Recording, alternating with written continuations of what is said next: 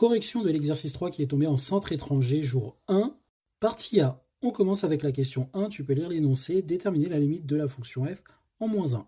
Par composition, la limite de ln de x plus 1 en moins 1 moins, c'est moins l'infini, puisqu'à l'intérieur, ça tend vers 0 plus.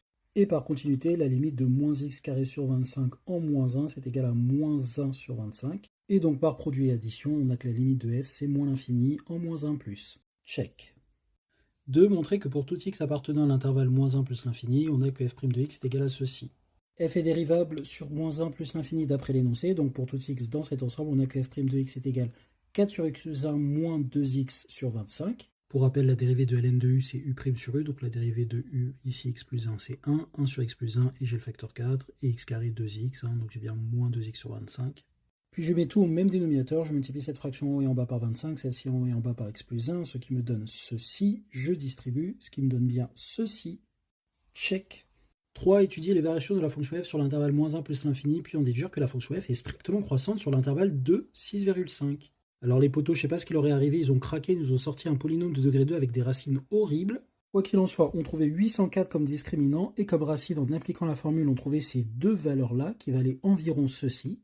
Celle-ci, on pouvait voir facilement qu'elle était strictement inférieure à moins 1, ça c'est inférieur à moins 1 parce que ce truc-là, ici, est inférieur à moins 2, moins racine de 201, c'est quand même beaucoup plus petit que moins 1, si je fais passer celui-là de l'autre côté. Et pour cette racine-là, en ayant une approximation, on pouvait voir qu'on était dans l'intervalle. Vu que le dénominateur est strictement positif sur moins 1 plus l'infini, eh bien le signe de f' va dépendre du signe du numérateur, qui est un polynôme de degré 2. Et donc entre les racines x1 qui est de ce côté et x2, je suis du signe opposé au coefficient dominant, donc positif, puisque le coefficient dominant c'est moins 2 qui est négatif, et en dehors des racines, je suis bien négatif. Ici, comme on est sur une fenêtre qui ne contient pas les deux racines, on a bien ça comme signe.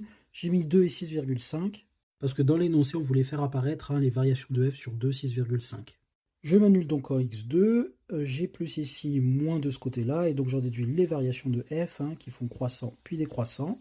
J'ai la limite ici de la première question, je calcule cette limite-là ici, je factorise par x carré, j'ai un ln de x plus 1 sur x carré, je factorise à l'intérieur du ln par x et j'utilise la propriété du ln pour séparer.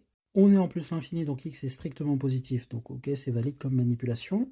Je sépare les fractions et j'ai ceci qui va tendre vers 0 par le théorème des croissances comparées. J'ai ceci au numérateur, ça tend vers 0 puisque x tend vers l'infini, ln de 1 par composition et continuité, ça tend vers 0, sur un truc qui tend vers l'infini, le tout tend vers 0, et ça, moins 1 sur 25, fois plus l'infini, ça nous fait du moins l'infini.